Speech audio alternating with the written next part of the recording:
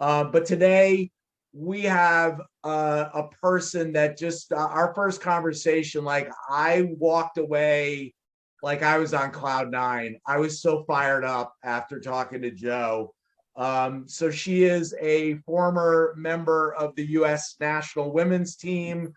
She's a Hello. 15-year pro, and she is somebody who's had her jersey retired, which is a pretty cool thing.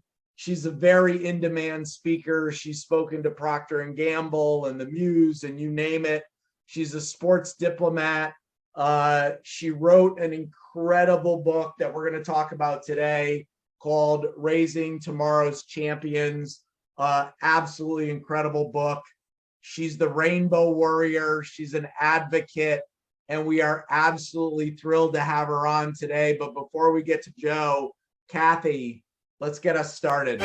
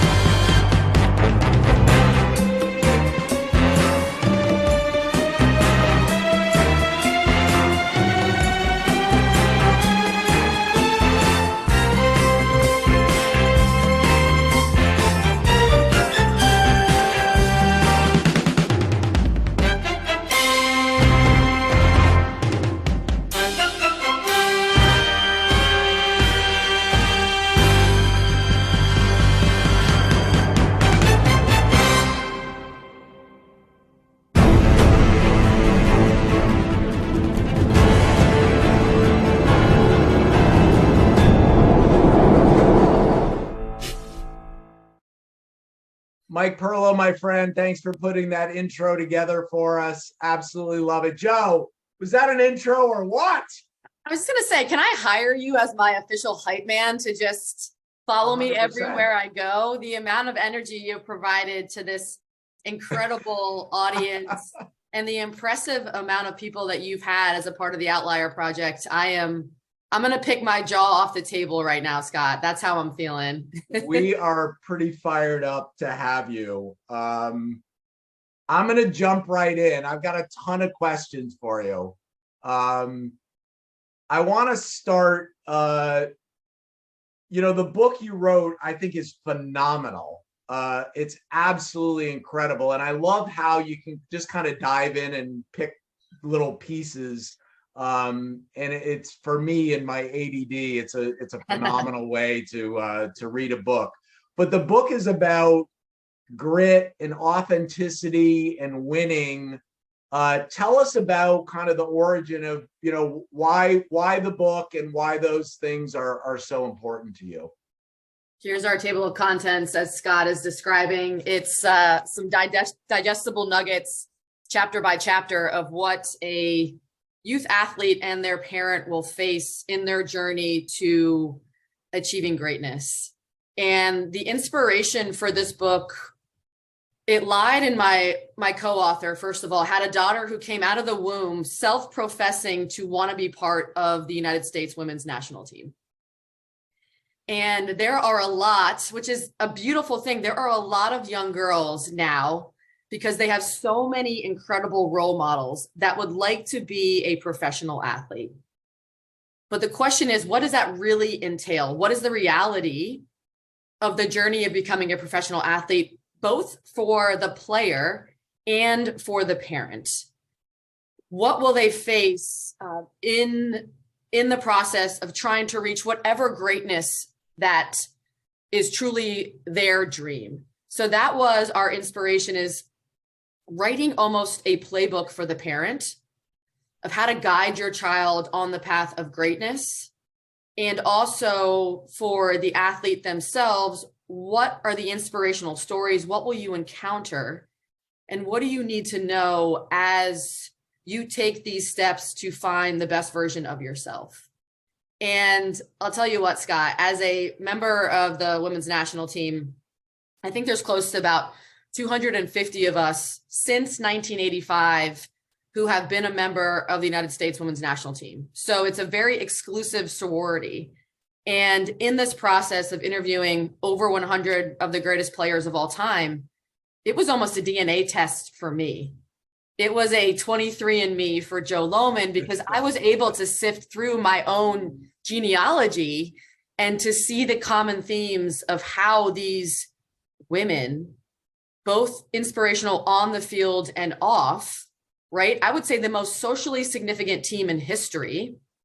How were they able over these years since 1985 to truly connect to one another, to create the greatest, most dominant team on the field, but also a team that now historically has been able to achieve equal pay? So it was such an enlightening, such a beautiful process for me. And hopefully in this book, you can feel that, because it's almost, we're weaving a quilt of stories, science, that allow a parent to see what this journey is going to look like to greatness.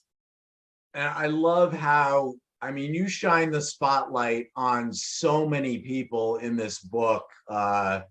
It's just incredible. And I loved every minute of it. The Outlier Project, we asked this question to everybody. And I think you're going to have an interesting answer. When did you realize that you were an outlier?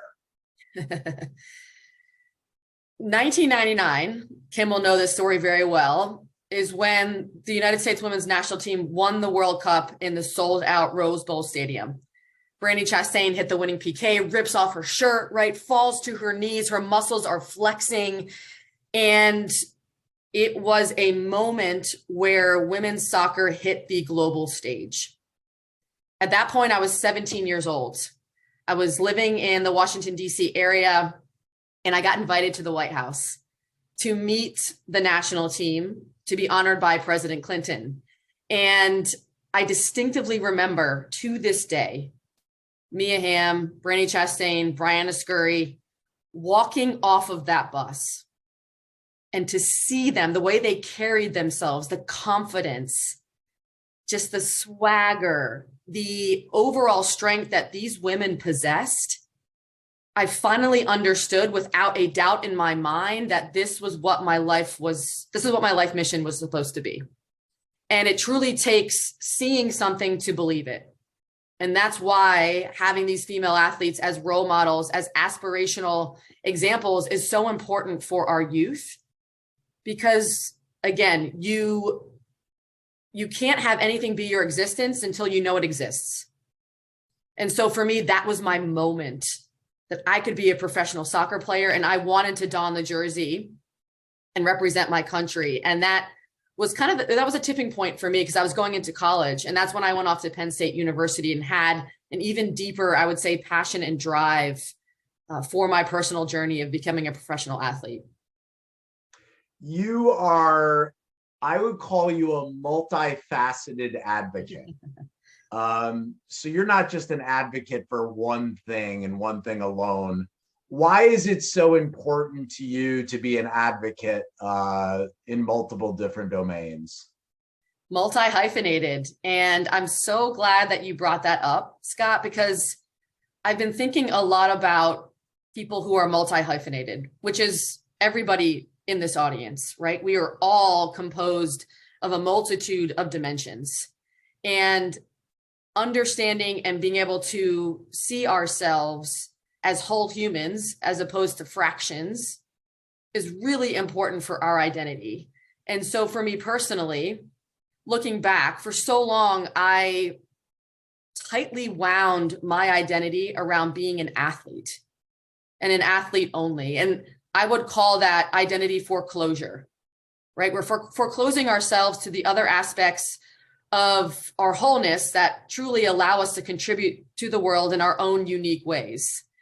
And what I love about being multi-hyphenated is the fact that now I see myself for all of these dimensions. So when I tore my ACL in 2017, when I retired, it was bittersweet, yet I understood that I had a value and a purpose on this planet that had nothing to do with the ball at my feet.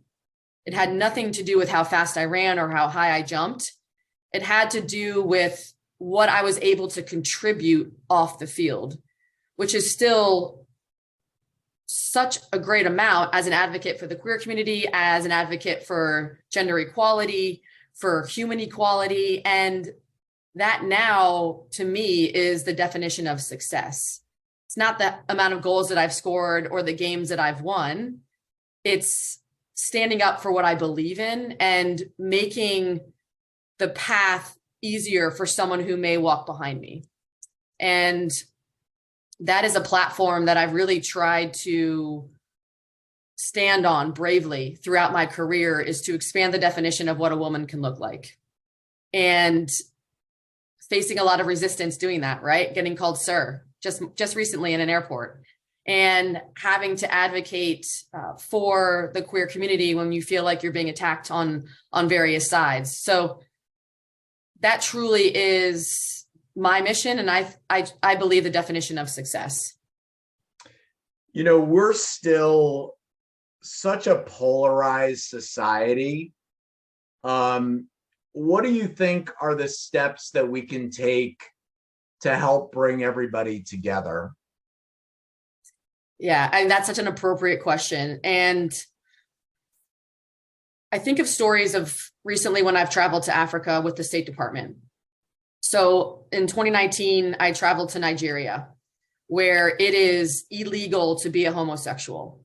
So here I am stepping off a plane, knowing that sharing my true identity could get me arrested, right? Could put me in danger. And also, I would say, decrease my effectiveness.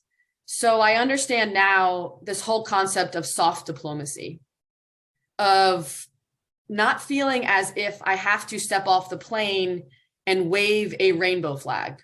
Not to even say they would know what that means, Scott, right? Because language comes from necessity. They've never had the words in their language to describe who I am. So they often ask, do you have a husband? And I would say no, but I would not share what my identity was. And I think that is even more powerful because they meet me, they get to know me, because very often people fear what they don't know and they think different is dangerous. So they meet me, they like me, hopefully, right? They understand that I'm just like everybody else. We play on the field together. We're all part of the same team. Then I go home, they follow me on Facebook, and then they realize I could have met the first lesbian I've ever known, right? Or the first queer human that I've ever known. And that opens their eyes. So to answer your question, it's trying to build bridges. And that is like listening to someone's story, right? If you've never met someone who's trans, listen to their story. Mm-hmm.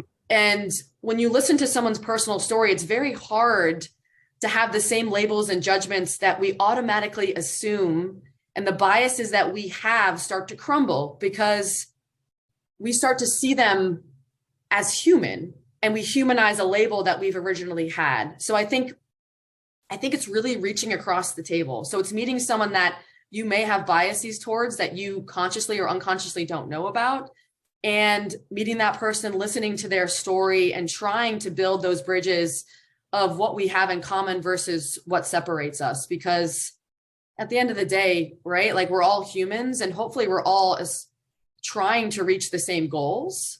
And it's just a matter of seeing each other across the table. That would be a beautiful world. And yeah. I think hopefully we're taking steps in the right direction. So you had quite the life moment 4 months and I think 1 day ago when you and Melody brought Luna into this world. What have you learned from being a mom over the last 4 months? So one of my favorite quotes is from Mike Tyson, who is, undisputed boxing champion of the world. And he said, "We all have a plan until we get punched in the face." So what I laugh about is that Luna has these tiny little fists, right? She turned actually 3 months yesterday, tiny little fists. And it's like she punches me in the face every day. We can create the most detailed plan and understanding that part of life is the surrender, right? It is the letting go of the control and being able to leave space for the magic. And I really thought deliberately about what I wanted to say to Luna when she came out of the womb. So I had 9 months, right? 9 months of being utterly terrified of what was about to happen to my life. And I thought to myself, okay, I really want to be deliberate with what I say to her. These are the first words that Luna is ever going to hear, because I'm not the birth mother. And so they hand the child to the non-birth mother. And here I am holding this little being. And the first words that she will hear will be the ones that come out of my mouth. And I thought, what do I want to say to Luna? What is going to be impactful for her to become an authentic leader and to give her that strength? And I thought about, what are the 3 most powerful words in the English language? And to me, that's I trust you. And I think when we say I trust you, it is the highest form of love. It is leadership without control. It is action with a sense of faith, right? And it is parenting with a sprinkle of surrender. And I want to trust Luna that she will know herself better than I will ever know her. And I want to trust that when she does face adversity, because it's not a matter of if, it's a matter of when, she will have the strength and the foundation to get through that adversity and use it as her catalyst for success. So to really answer your question, Scott, like I've learned how important trust is. And to say I trust you and to take a back seat to her growth and her journey, because I want her to be her own hero. I want her to write her own story. And one of the beautiful things of having no DNA in this amazing little child is that I'm not constantly trying to see myself through her. I'm not thinking, oh, Luna's going to be great at math because Joe was great at math. #mathlete. Okay. I minored in math. I don't have this incredible vision of Luna becoming a professional soccer player. I'm able to see her for exactly who she is. And that is a gift I've been given, right, in this child. And one I hope to continue in it's so difficult, but to take a step back and really surrender and say, I trust you throughout this journey of being punched in the face, man. It's hard. It is a hard job. And I admire every parent in this audience for what they've been able to accomplish. Well, I can only imagine the fun and the joy that you guys are going to have together. I think it's one of the things when I think of you, I think of just like this exuberant joy that you have. You got a fortune cookie when you were a kid. I did. Tell us that story. I had a fortune cookie that said, you can change the world by just being happy. And I felt like this fortune cookie, as we all know, like there's like a million versions of the same one, right? And you just happen to get one whenever you do order your Chinese food. So it really struck me, and it has stayed with me to this day that leadership is a transfer of energy. And are you leading or are you bleeding, right? So what energy are you bringing to your interactions, and how is that person feeling when they walk away from being around you? Are they feeling empowered or are they feeling drained? And I feel like I've been given a gift of being able to see people for who they really are and embracing that person. So every time someone interacts with me, and hopefully everyone in this audience, they walk away feeling a little bit more empowered, a little bit more like the better version of themselves authentically.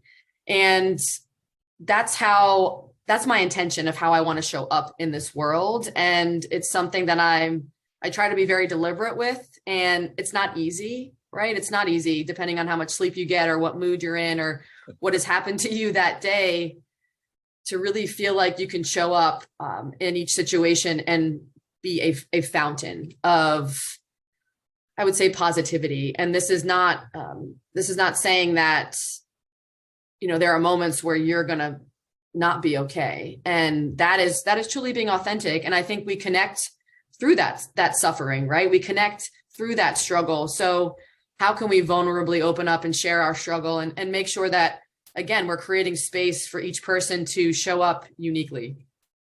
That joy and exuberance that you always had, whether it's, dancing with a soccer ball or doing, handstands on the pitch or whatever, does that come from, the fact that your parents were so accepting of kind of who you are? Or where did that joy and exuberance come from? My parents have been wonderfully accepting, but I do want to highlight it's been hard for them. For every parent that's listening now, my mom has this incredible video where she says it's hard even when you accept it. Because my mother, like we all do, almost unconsciously, we have a vision for what our life is going to be. And this is the plan that Mike Tyson speaks of. And when your child comes out, or when your child shares any part of their journey to authenticity that doesn't live up to the movie that you have in your brain, it's almost like you have to mourn the death of who you thought that child was going to be. And when I was 21, I came out and I was engaged to a man. So here I was doing a complete 180 with my parents. And for my mother, that was difficult because she had this concept in her brain of, the house in suburbia, the husband, the white picket fence, the 2.3 children.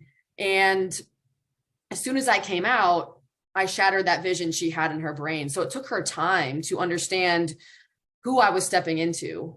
And so while she accepted it, it was very difficult. And we've had our moments, not just in terms of coming out, but in terms of how I express my gender. So I think that joy, yes, it was absolutely established when I was a kid because my parents did accept me for who I was. And I didn't know I was gay until I was 21.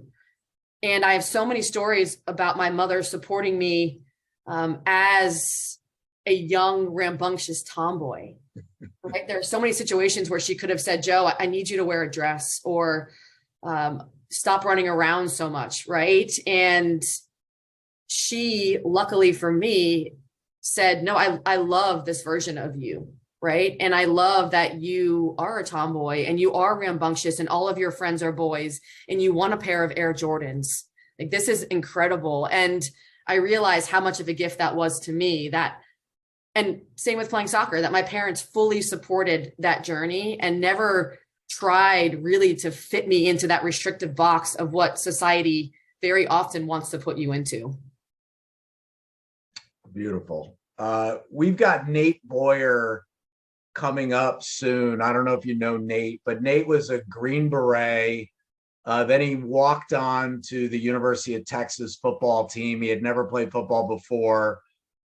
Makes the team as a long snapper, plays for the Seahawks, and now started a nonprofit called MVP, where he brings pro athletes and retired military together, because the transition sometimes, especially for people that have played a team sport and, people from the military and pro sports, it's a tough transition.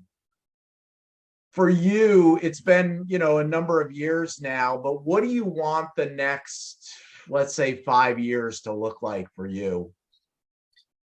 I love where my career where it is now and how it's growing. I'm, currently a global keynote speaker, also a performance coach.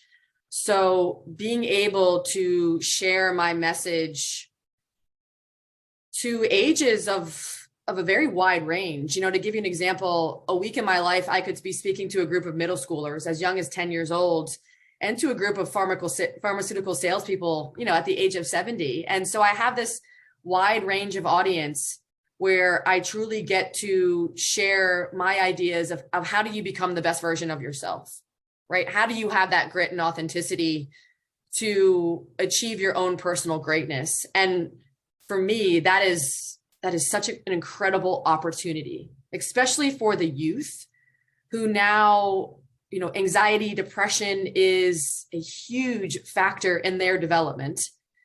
And how do I share this message that you are worthy of love and acceptance, regardless of what society is telling you, right?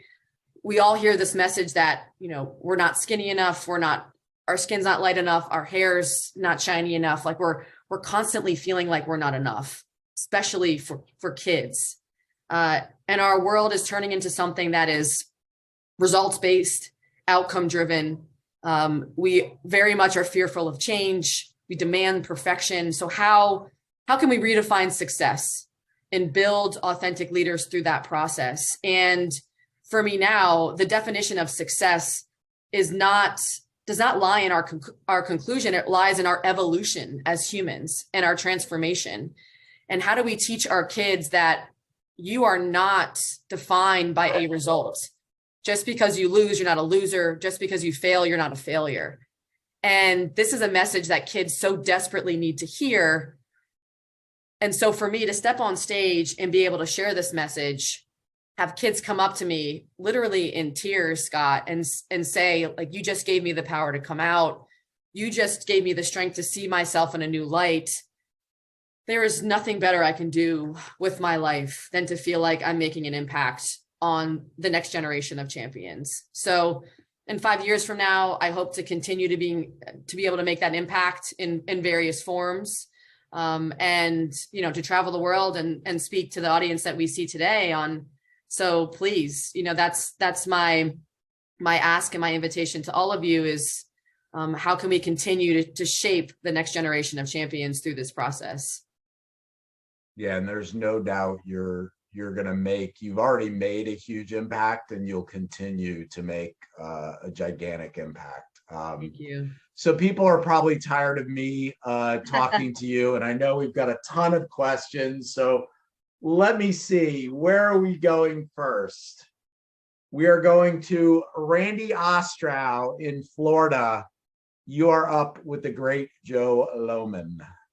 Thank you. Joe, I have a question. I have not read your book yet, but I'm getting it, the Raising Tomorrow's Champions. And I've been talking to some kids lately, like who are coming out of college or even some that are out and trying to get another job. My question is, do the lessons in your book apply to non-athletes? Like, let's just say it was a kid who was trying to be a teacher and they want to now maybe do something else. Those lessons that you have in your book, is it really geared towards athletes or is it really lessons of life? And thank you very much for being here. It's lessons of life. And with that said, our first 3 chapters deliberately deal with gender equality, sexual orientation, and race, right? These are 3 aspects that a child in this day and age, anyone from youth to college to the professional levels, you will face these 3 issues as you really embark on your journey. And the lessons that we teach in this book really apply to all aspects of life. And that's why we were very purposeful on using the words grit, authenticity, and winning on the cover of our book, because grit, authenticity are 2 aspects that you learn through sport, but carry you through life. There's a reason that so many former athletes are hired in our business world, because sport has the unique and undeniable environment of controlled public suffering and failure. Where else can you experience that level of growth in front of other people, right? So lean into that, right?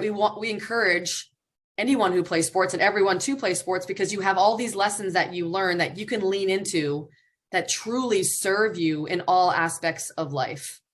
So no matter what they're going to be going through, Randy, they're going to face adversity. They're going to have the toolkit from playing sport to face whatever is ahead in their journey. So yes, very applicable to all aspects of life. And thank you for asking. Thank you. And Scott, that ties back exactly to like what you and I have been discussing. So 100%. We'll continue that. Thanks, Yeah, Joe. no, 100%. Man, we have a lot of questions. Bruce in Oregon, you're up. Joe, I really have been so inspired by your talk. I've got kind of a 2-part question. Do you think that more professional athletes are who are LGBTQ will come out? And do you think that women will kind of break the barrier and integrate in like the NFL, the NBA, the MLB, and the NHL? Great questions. So my answer to your first question is yes.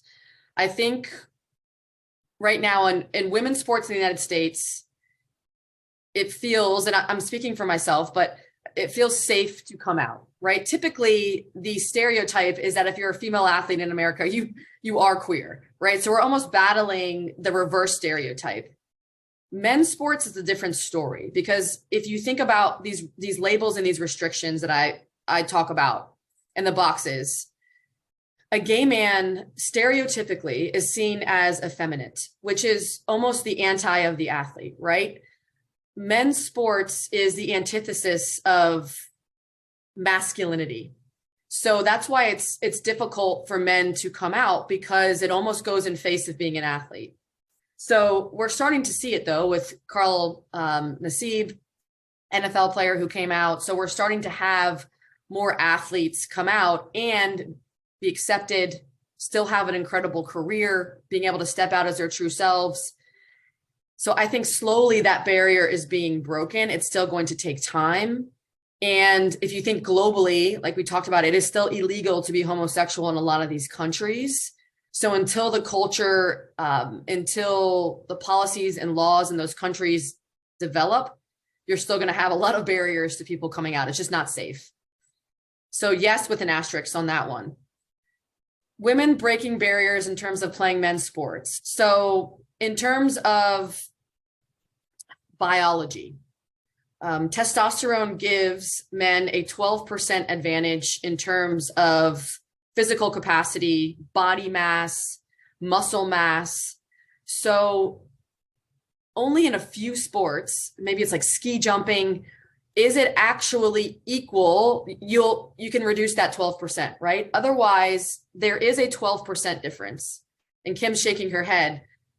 To give you an example, playing for the women's national team, when we would scrimmage with men, a men's team, we would typically, as a women's national team, scrimmage a like U18, U17 boys team, because that 12% advantage when you go through puberty, it truly exists. So the men are they're bigger, faster, and stronger because of genetics, because of physiology. And so that barrier for most sports will not be broken. I don't want to put anything in absolutes.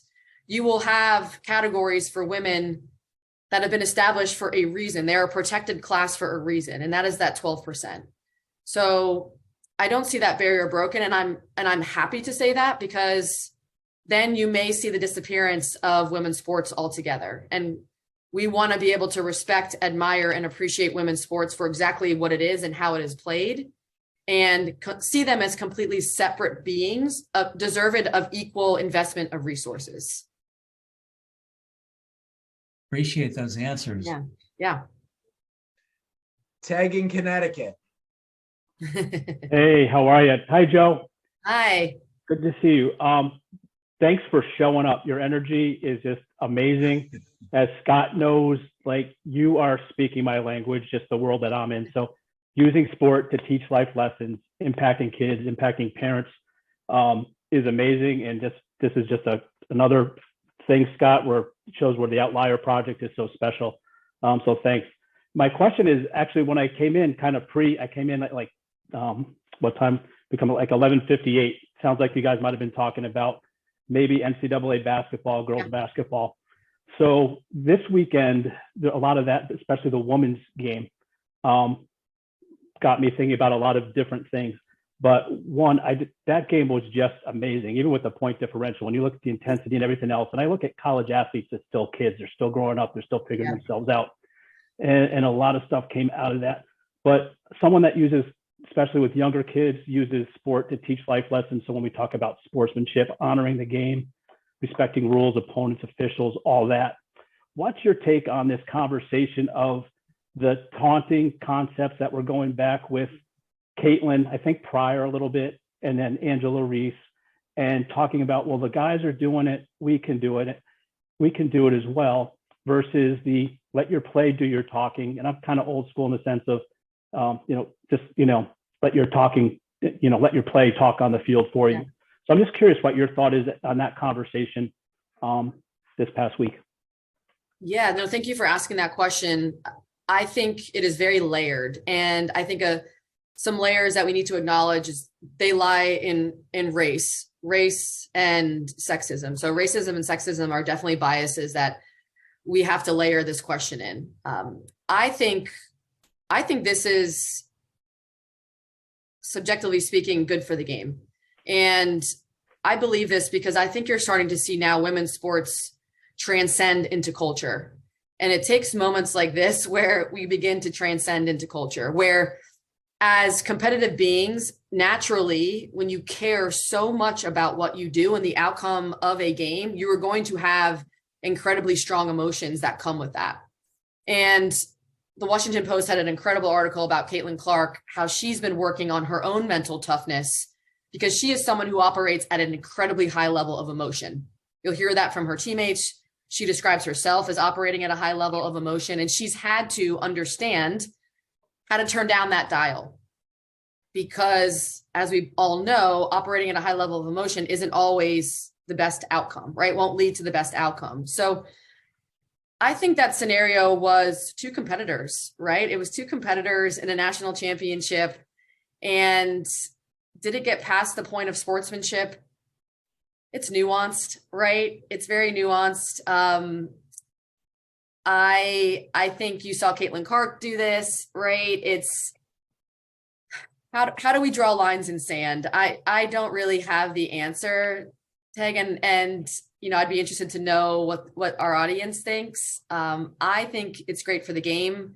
You had Caitlin Clark on an interview on ESPN saying, "Hey, this is the competitive nature of what we do, and love me or hate me, I'm in your brain, right? You care about me." And I think that is the takeaway, is that you're seeing women compete at such a high level and people truly paying attention. And this is the natural consequences of having social media, of having judgments come from the outside, that we're going to have situations like this. And I tend to invite them because I think it encourages these types of conversations, and it does elevate the women's game, I think, into a transcendent aspect that bleeds into culture. So that's my take on it. What were your thoughts? You think it was a little bit more unsportsmanlike?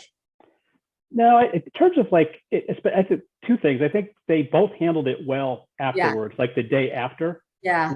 Spot on. Even like the Jill Biden thing, runners up come, and they all said the right things and they did it the right way. And I think they spoke from their heart. So I think it speaks to what you were saying, where they definitely, they were competitors and they knew they were in the moment. And at the end of the day, do they respect each other?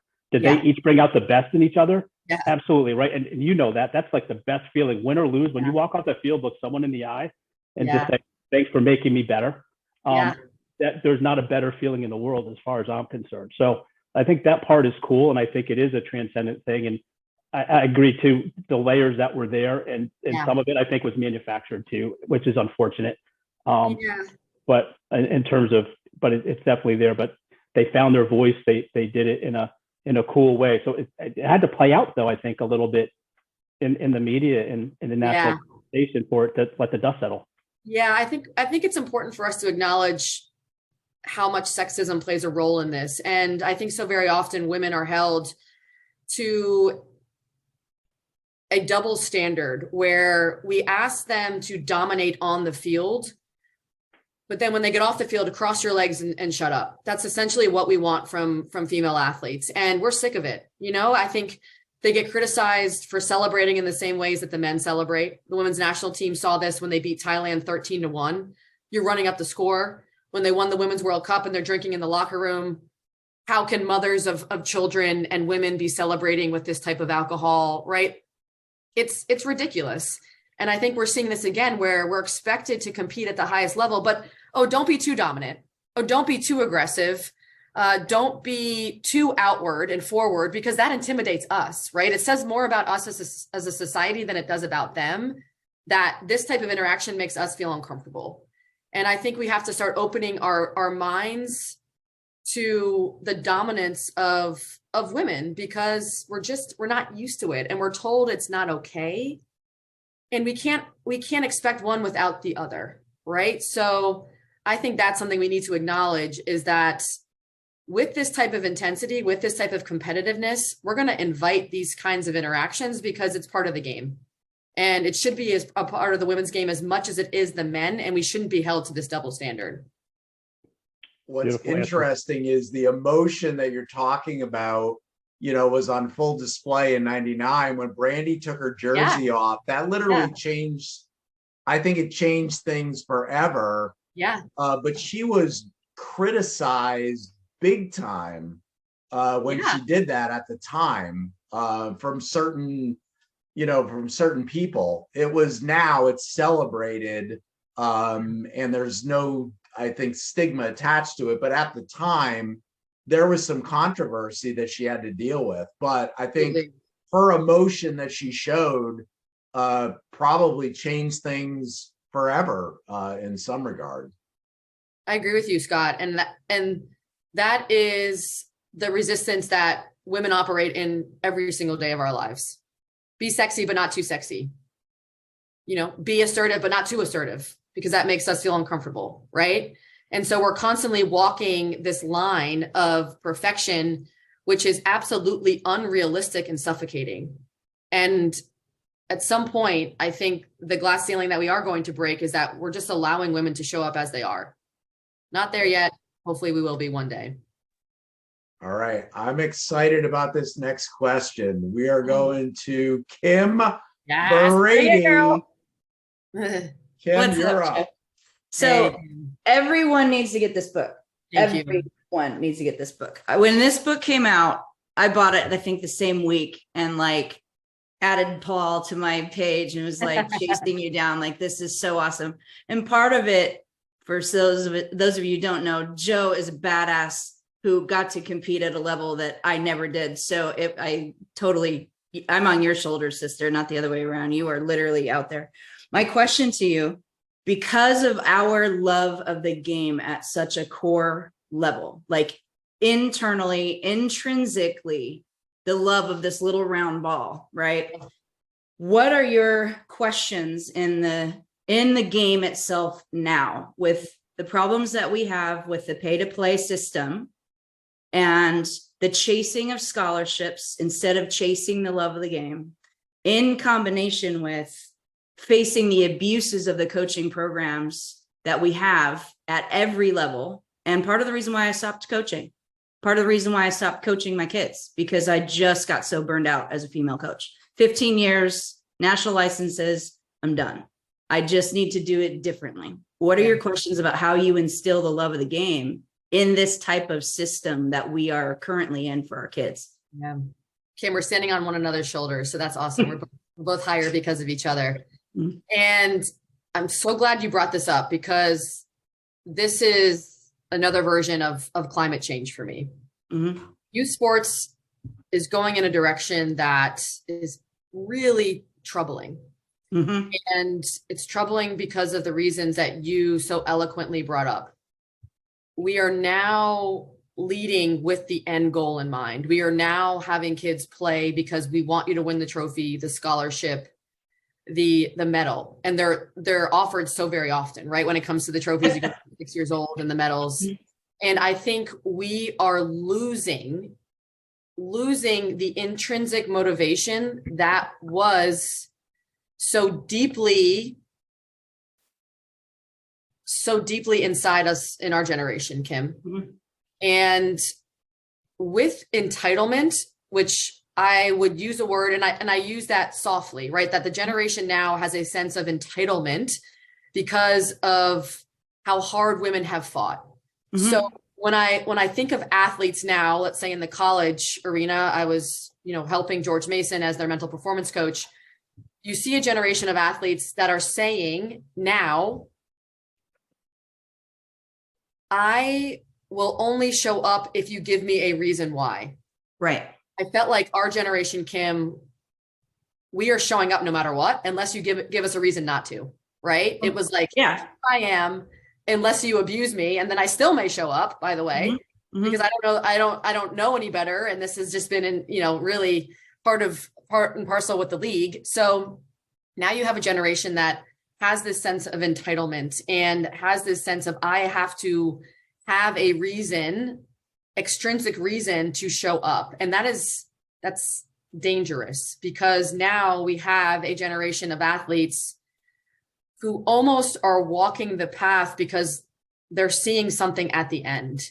And the only way to get through that fear, right? The only way to get through that adversity is to have this deep sense of identity and motivation that lies within yourself. I want to do this because I want to get better. I want to develop. I love seeing myself grow and be a better version of myself for my own personal reasons, right? And now we're doing it for the trophy, the medal, the coach, the parent, because expectations, because of pressures that are being dumped on these kids. So how do we return the game back to the kids? Like that's a question that I'm trying to answer every single day. I think it starts with the parent, like back the F up. Yes. Oh my gosh. Yes. Sit on the sideline and be quiet. Back up, shut up, right? Stop being snowplow parents that are already plowing away your kids' adversity before they face it because you're doing them a disservice. Well, I mean, I think about Foudy. Her daughter plays on the Blues right here, right in town. And I grew up chasing Foudy on the field. Yeah. Like wanted to be like her when she's a year older than me. And I remember just chasing the ball. And one day walking up to her, I was 13. And I said, one day I want to play like you. Yeah. Right. She's a year older than me. And these kids now, it's the parents that literally are telling the kids that you're great, you're wonderful, you're fantastic. Yeah. Foudy watches her daughter and shuts up on the sidelines. She's one of the best to ever play the game and never interferes with the coaching, right? That her daughter gets to shine in her own way. And Ian does his own thing. Ian was my coach. Yeah. So it's wonderful to hear you say how much it has to come from the kid internally.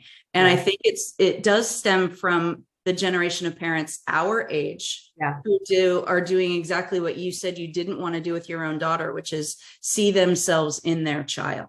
And I think that's the piece of wanting to see themselves in that kid, or they're living vicariously through their child because they didn't make it, or they didn't get the scholarship, or they don't have the money to save for college, or whatever variation. There's this intensity to pay to play, thinking that pay to play is going to give that kid that opportunity instead of the child giving the opportunity to him or herself. 100%. And this isn't easy, right? Parenting is extremely difficult, and we have pressures. We have a barrage of pressures from all sides. And I think that parents have to lead with values. Why are your kids playing sports? What is the long game? The long game should be, I want to build a self-actualized human being who can walk with confidence at the age of 25. And what we're hearing now is you got to sports specialize. You have to drive your kid, right? From the age of 6 years old to play one sport and one sport only. And we can't have them face adversity, right? We have to help them every single step of the way, right? We don't want them to ever suffer and to fail. And that is a good life is built in the exact things that make it hard. Yeah. A good life is built from the exact things that make it hard. And parents now are not allowing their child to experience that pain and that suffering. And we immediately, because it hurts us, we want to take it away from them. And I get it. And it's a difficult thing to do. We have to have values as parents that drive our decision-making. And if my value as a parent is to allow the lessons of sport to teach my child for the long run, then I don't care about that medal tomorrow. I don't care about that win on a Sunday. I mean, come on, like who cares, right? I care about how are they showing up at practice? How is their coach speaking to them? Because how your coach speaks to you becomes your inner voice.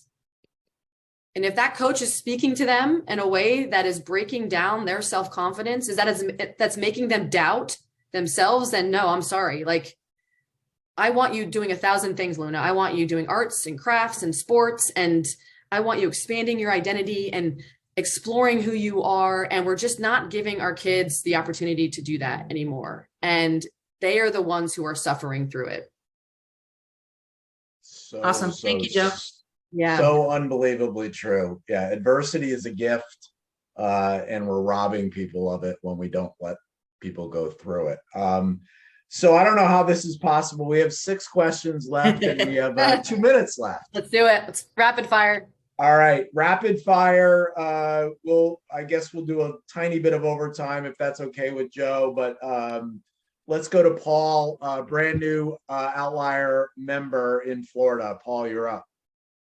Wow, Joe, I just want to say thank you so much for your time. I really identified with a lot of the things that you were saying, and I was really inspired today. My question to you is, if you could go back to like the beginning of writing your book, because it seems like you shared a lot of personal things in it. What would you say to somebody? I'm working on writing my book this year. It's called The Greatest Detour, The University of Adversity. It's basically kind of about my story from being a neurosurgeon to leaving to support my family and just training with elite mentors for the past year and a half and everything that I've learned. What would you what advice do you have for me, I guess is my question. Like, yeah, if you could look back. Congratulations, Paul. That's pretty incredible. Writing a book is such a heavy lift. And I think that the advice I would give myself is enjoy the process, love what you put out, and then leave it at that, right? No matter how many people buy it, no matter how many people read it, if you're proud of what you put out into the world, then that is something beautiful that you've created yourself, right? Again, the same way that we're teaching athletes to have that intrinsic motivation, I encourage you to lean into that intrinsic passion that you have for writing this, truly believe in it, and then allow the results and the outcome to not have an effect on your own self-worth and your own value, because writing a book is hard. And oftentimes we can really tie our identity around how many people buy it. And that can be a tough life. So I would just say, put it out there, believe in it, love it, and then surrender. Let the rest happen as it should. Thank you so much. It was such an honor to meet you, and I'm sure I'll be reading your book. Thank you. And I'll be reading yours. Can't wait. All right, rapid fire. We're going to Vikram, and then Jeff, you're on the on deck circle. Hi, Joe. Vikram in Memphis. Would love to have you over here. Actually, I'm a dad of a twin boy and a twin girl, both in competitive sports. She plays volleyball, soccer, and basketball. And there's so many things that have resonated today from a personal and professional perspective that I just absolutely love listening to you. And thank you for who you are and sharing your story. If there would be, I would say, 3 leadership principles. Every time I come on this Outlier stage, I feel like the expectation is amazing. The conversations are amazing. The discussion, the expectations are high. And then I go back to the real world and it goes down. So I want to figure out. And so I kind of feel like I want to be that bridge, do a lot of different things that I do.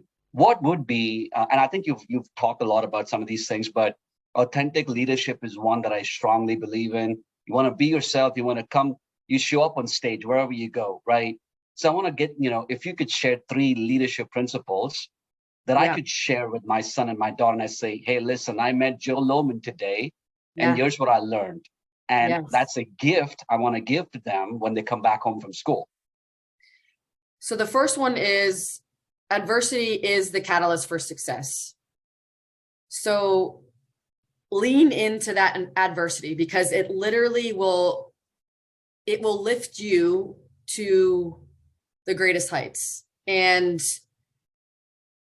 you have to go through discomfort to stimulate growth. So adversity is that catalyst for growth.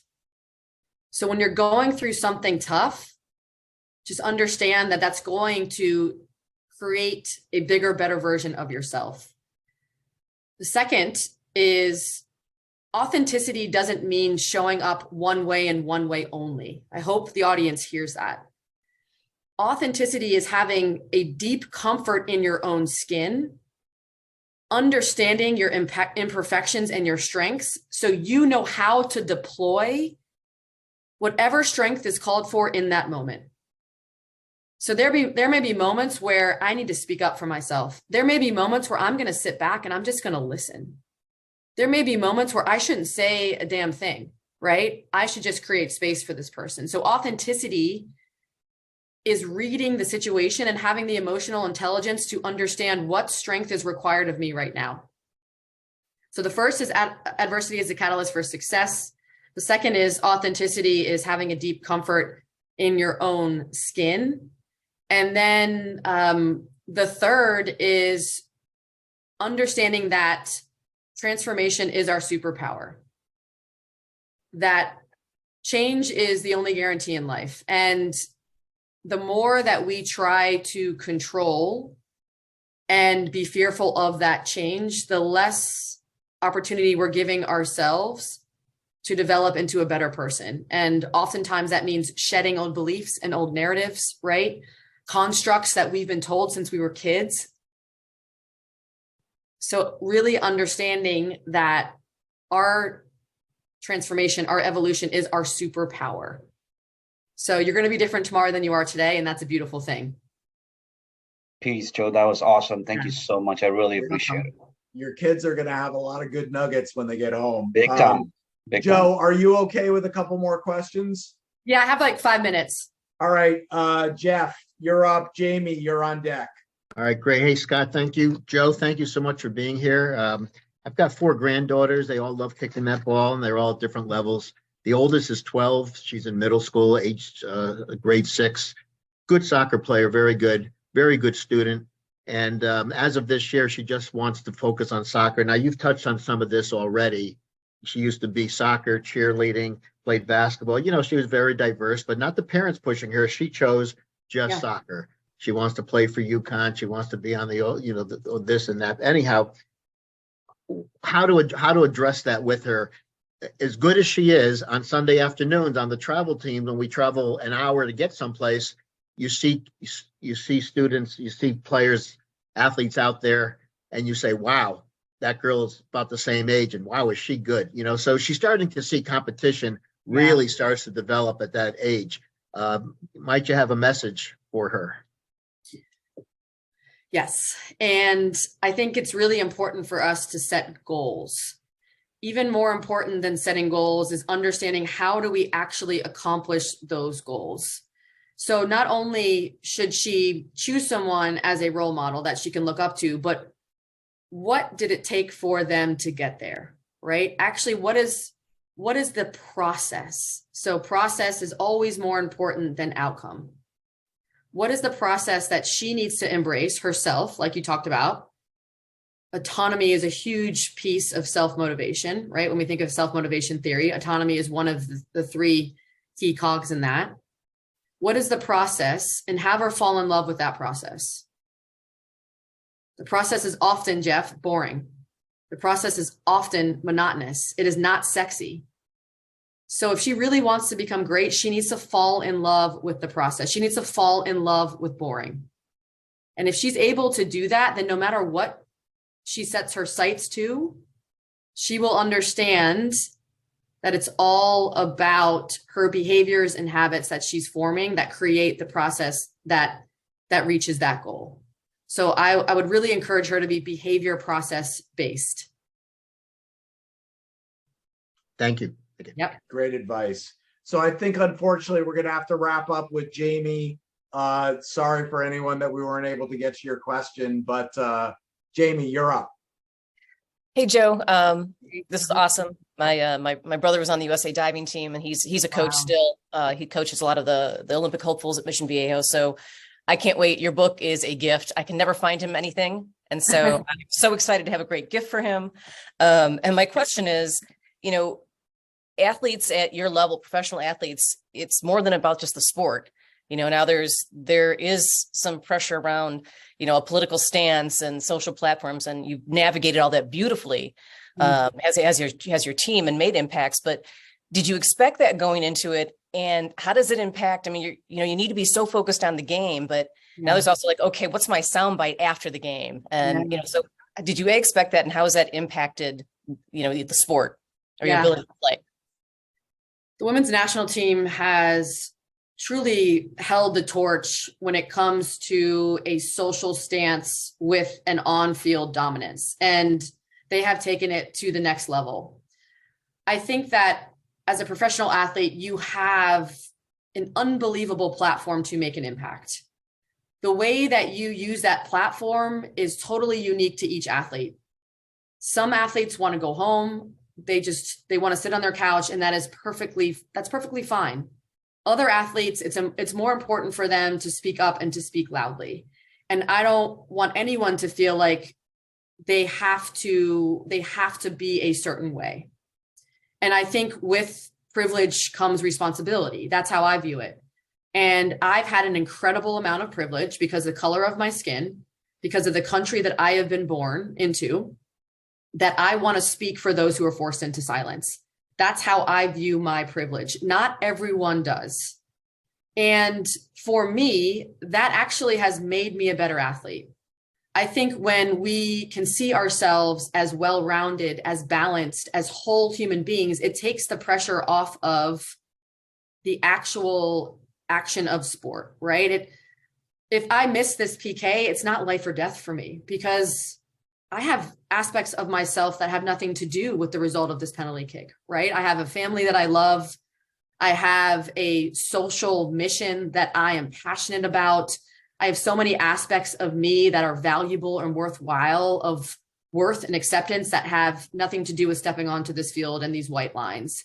So I think there are a lot of athletes that you speak to that having families and having a life outside of sport actually provides them more purpose, because if we have a high enough purpose, we can get through any pain.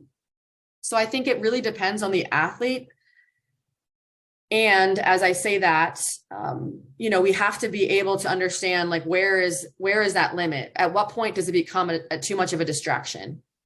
And so that's unique again for each athlete. You're not going to see someone like LeBron James doing an appearance every single day because it's exhausting, right? Megan Rapinoe is going to have to choose wisely. Where is she going to after each game? What is she saying yes to? And that is just creating boundaries. That is knowing, how do I show up as the best version of myself? And how do I create, again, the behaviors, the processes, the systems that I can consistently show up as the best version of myself, both on the field and off the field. So it's really taking a step back and like really viewing myself and understanding what are those pieces that make up my pie. Joe, this has been off the charts amazing. Thank you so much for spending time with us. So the Outlier Project is a community now. In 2 years, we have about 600 members in 30, wow, I think 4 countries. We just added New Zealand. How can we help support you? Thank you for asking that question. If you have speaking opportunities, I would love to explore. Hopefully you can send my contact information, Scott, to the group, or I can throw it right now into this chat. So if you want to follow me on Instagram, I would love that. If you want to follow me on LinkedIn, I would really love that. I'm always starting conversations about things I'm passionate about on LinkedIn: leadership, equality, justice, high performance. And you can buy the book on Amazon or our website, which is rtcsoccer.com. I'm throwing that up there. Leave a review. And leave a review. And, I want to thank everyone. I think the highest commodity is attention these days. And the fact that you all spent over an hour giving me your attention is truly a gift. So thank you. Thank you, Scott, for giving me this platform to make an impact. I will never take that for granted. You are such a great person, and I feel lucky to know you. So thank you for welcoming me into this community. And there are so many great ideas in this chat that, gosh, I'm learning from all of you today. So thank you. And you're a total outlier. You fit like a glove. So